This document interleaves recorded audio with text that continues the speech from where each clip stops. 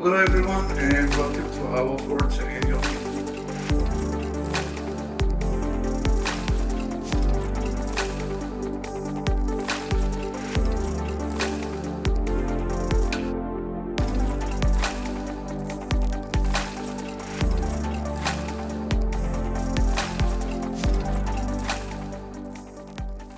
It just showcased how important is the science to the program that we have and how all our graduate students, faculty, all can come together and talk about science, talk about the issues that are pressing Armenian economy, Armenian reality. Participating in this event was a great pleasure for us, for MSc students, because it's a great motivation for us to dig deeper in the topics our faculty members are discussing and maybe have our own contributions. We find this collaboration very fruitful and productive for the central bank because it's actually a very open environment that the central bank at American University of Armenia's researchers can come together and speak to each other, speak about their research papers and get a very positive feedback. And it gives a real feel of policy making and economic research, which is the best environment for growing up professionally and having academic research and academic education that has impact. Because the central bank can share their needs and also the students can also contribute to their current topical